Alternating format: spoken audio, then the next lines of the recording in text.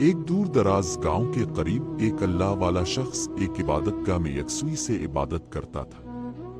वो दुनियावी मामला से मुकम्मल किनारा किश था और सिर्फ जिक्र इलाही में मशगूल रहता था। लोग उसकी पारसाई की मिसालें देते लेकिन वो किसी से ताल्लुक नहीं रखता था।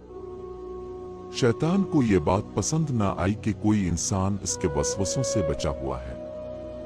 इसने एक चाल चली और इंसानी रूप में अल्लाह वाले के करीब आकर नमाज पढ़ने लगा। इब्तिदा में अल्लाह वाले ने इस पर कोई ध्यान न दिया, मगर रोज देखकर वो मुतासिर होने लगा। एक दिन इसने अजनबी से पूछा, तुम कौन हो और यहाँ क्यों आते हो? अजनबी ने जवाब दिया, मैं भी अल्लाह का बंदा हूँ और तुम्हारी सोहबत में कुछ सीखने आता हूँ।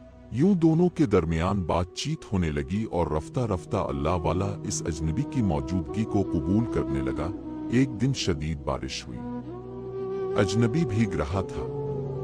अल्लाह वाले ने इसे अंदर बुला लिया। यूं शैतान को अपना वार खेलने का मौका मिला। वो 2 साल तक इसके साथ रहा और जाते हुए इसे एक खास वजीफा दे गया। ये वजीफा जो भी बीमार हो इस पर पढ़ना, वो सेहतयाब हो जाएगा। अल्लाह वाला सादा दिल था, वो इसे अपना रूहानी कमाल समझने लगा। शैतान ने अगला वार किया, बादशाह की बेटी पर आसेब डाल दिया। शाही तबीब नाकाम हो गए। किसी ने कहा, वहां एक अल्लाह वाला रहता है, शायद वो कुछ कर सके। बादशाह ने अपने सिपाही भेजे।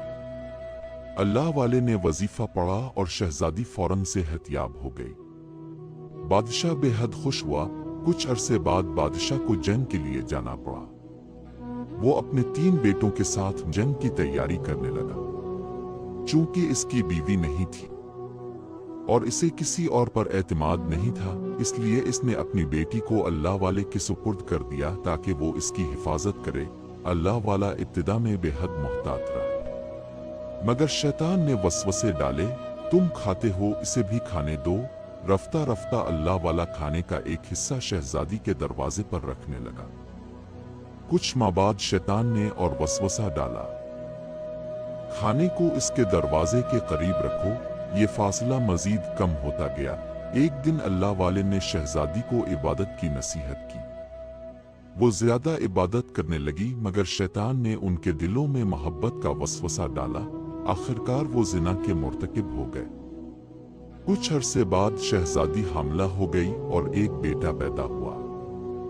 अल्लाह वाला घबरा गया कि अगर बादशाह को पता चला तो वो मारा जाएगा। शैतान ने इसके दिल में एक और वसवसा डाला कि इस बच्चे को ही मार डालो, इसी तरह किसी को भी पता नहीं चलेगा। जब सुबह शहजादी उठी तो इसने अल्लाह वाले से पूछा कि मेरा बेटा कहाँ है? अल्लाह वाला बहुत घबरा गया और कुछ जवाब न दे सका। शैतान ने इसके दिल में एक और बात डाल दी कि अगर शहजादी ने किसी को ये हकीकत बता दी तो सब कुछ तबाह हो जाएगा। अल्लाह वाला शैतान के इस चाल में भी फंस गया और शहजादी को कत्ल कर दिया।